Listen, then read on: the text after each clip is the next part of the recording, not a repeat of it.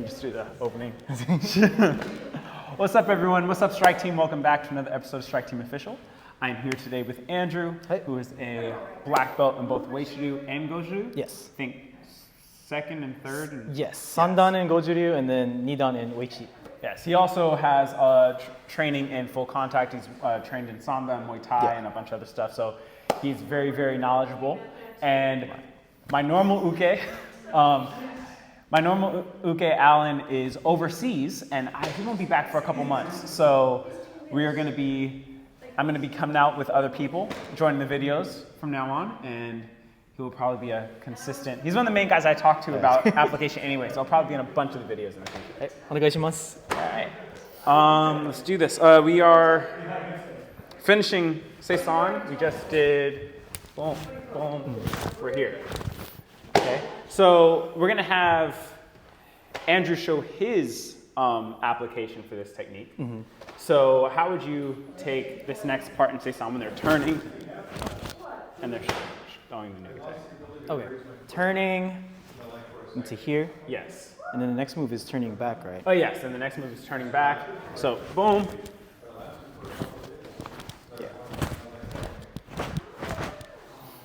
For me, the main thing is because my fingers aren't strong enough. I'm not Shinjo Sensei. I can't break things with my fingertips. So I always viewed this as I'm trying to find a way to grapple somehow.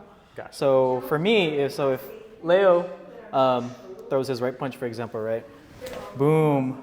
I'm here. I'm gonna nuke that up behind his tricep, grab, pull it through, and then this is when like other parts like this strike double nukite comes into play, right? From like now, earlier in the kata. Yep, and then I can turn, and you'll immediately fall fine. It's a simple, just very simple turn. Okay, so you take that, use it as an arm drag, and then bring it back to one of the earlier techniques that we talked about. Remember in one of the earlier videos we had talked about this turn and how it comes from traditional Okinawan wrestling.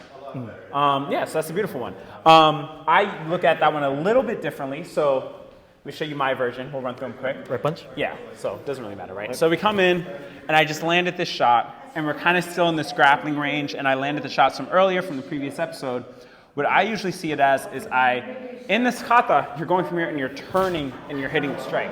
So I see it as a turn this way, and then I try to get the strike off. Now, like you said, I also don't have crazy strong fingers, so I'll just take it as a punch. But the other option is if I turn it, again, say I turned and did it this direction, you could also go in for the growing shot if they happen to be open stance to you, right? So switch your feet really quick. Say they happen to be this direction, throw the punch just so I can have it the way the kata does it. I go here and go in for a growing shot. But to be honest, I kind of like your version better. They both work. It's just situational. No, I like it. They really turning and then just switching to an earlier piece in the kata. It works in when you're clinching too in Muay Thai because you can go from here, turn them, and then go. And you can get the inside and get the knees, the butt. And just blast them. Yeah. One of the things about kata that's important to remember is like kata isn't designed to necessarily do every move in the exact order. The way one of my favorite guys, Ian Abernathy, explains it is it's an alphabet. We're just putting together words. So you can change the order in which you do different techniques. All right. We're having Henry come in. Sixth Dan. You know, the big master man. Hold on, you need a mic. Oh, okay. It doesn't work on the thick part. You put it like right here. Yeah. Well, this is where we usually have class. We have the master with us today. One of the masters, you know.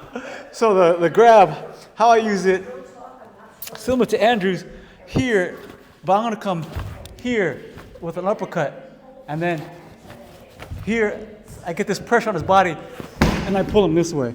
And I pull him here. You can slap him there, finish with the elbow, and then whatever. Oh, too much power.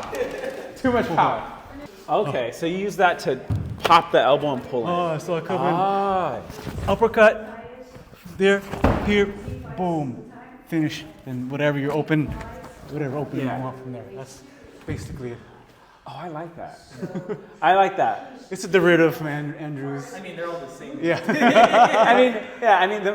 I like a lot the thought process again of blasting the elbow on the way in. We're very us sports guys, I think one of the negatives is we are also very conscious of not drilling to hurt our partner a lot. Like, we want to hurt our partner in competition, but we're not looking to break the elbow and like those kind of things. You're thinking about that. So that's I like that.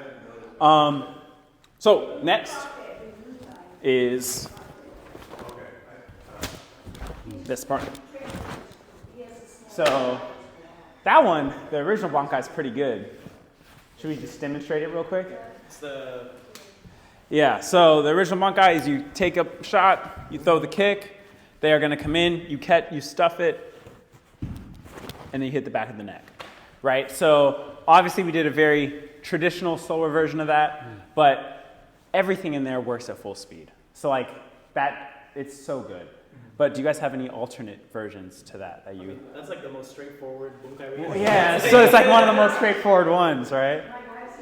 Yeah, the only alternatives would be alternative targets instead of, instead of growing shot, you could kick higher, you kick lower, and things like that. But as it is, I like it how it is. Yeah, it's good how it is.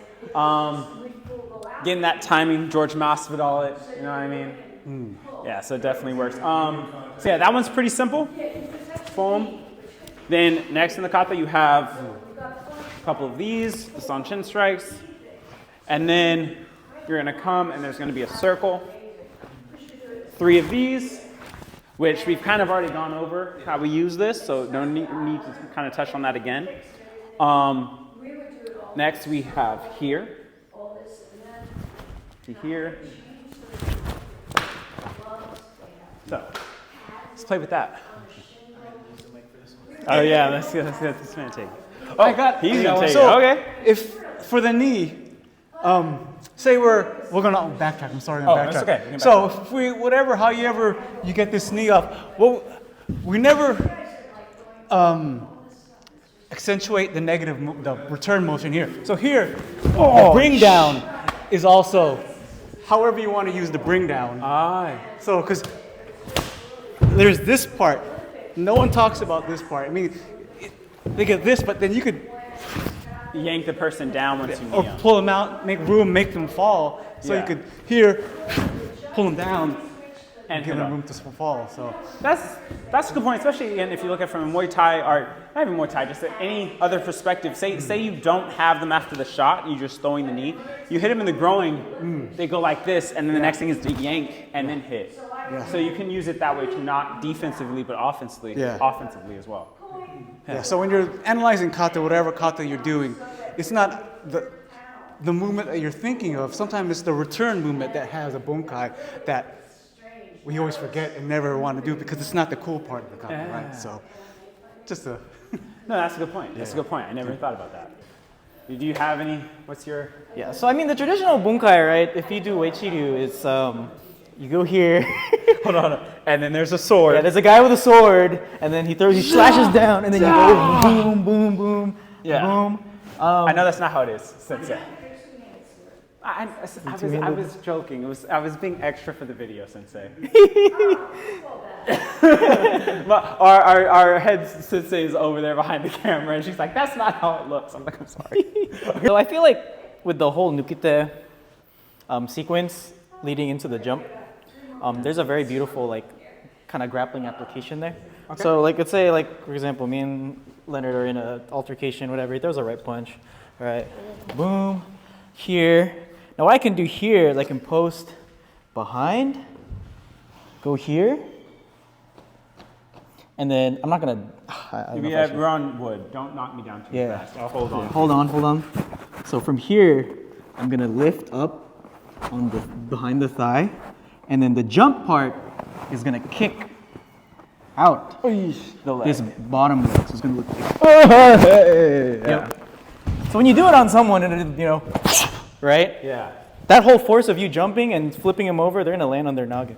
And that hurts. Yep. Yes, I appreciate you not doing that to me 100%. on the wood. So yeah, using it as a takedown. Yeah. My thought process on it is actually very similar. Mm-hmm. My version is a kick coming, so the rear kick comes in. Instead of going straight up on the kick, I'll go boom, I'll wrap under it. Same thing here, boom. Knee to here, and takedown. So similar thought process. I just take the kick that way. Another way I'll do it sometimes too is if the kick comes in, I'll just catch it first because I catch kicks like this all the time. I know I can do this at full speed because of Muay Thai. And I just pass and go in and do the takedown. Yeah, that works too. Yeah. One thing I noticed too with your version, this opening position here, if you go into like a fight stance, and I'm here, Yeah. one way I look at that opening position is as a takedown. So I'll Oh, 100%. You do that too. use that as a takedown. But I just noticed if the takedown doesn't finish, you could probably do your version of the sweep from here. Oh, and then just like Go. what is Could it? you land it from there? I have to do the opposite, right? Oh yeah, Boom. from there. Yeah, you can go here. Yeah. And then go across, and then And then pop up, and you still have it. So takedown. Oh, takedown doesn't work. Finish it, and drop them on their butt. Yep. This is actually a move I like that I don't drill with the takedown enough. If we have time, we should like find a way to really work. We got to find a matted area and really work. We can do it when we're at Wolf's place. Let's do it. All right, we'll do it at our where we train Kyokushin. We might be drilling that technique a little bit and really hammer it down. So yeah, that's goes here, here. So we have two different takedown versions, and there. So the next part of the kata. Do you want to go first, or? I mean, for me, that's like kind of straightforward. Cut It that is in pretty, there. it is pretty straightforward. All right, guys, we're going to end this video right here. Our head instructor, Sensei Jones, started calling us to class. I was actually filming this right before class started. But at the end of the day, that's the majority of the kata done right there. So that will pretty much finish up our view of Seisan from Uechi Ryu, at least for right now. And the future full contact kata episodes will start delving into other aspects of karate. I was asked recently to look at the beginning Hojo Undo techniques in Uechi Ryu, our beginning practices, our beginning techniques, and kind of go over different ways to apply those and drill those in a more practical kind of way, or maybe with some pad work, things like that. So I'm looking at that. I'm looking at touching maybe some Shorin-ryu kata again, going back to Naihanshi or something like that. So I'm not sure yet, but there will be more to come with full contact kata. And remember, we don't just do that. A lot of my most popular videos are actually karate history videos. I just did one on the Iron Body. I have one coming up next on the most influential people in karate that are alive today. So please remember to like, subscribe, hit that notification button, and I will see you guys next time. Peace.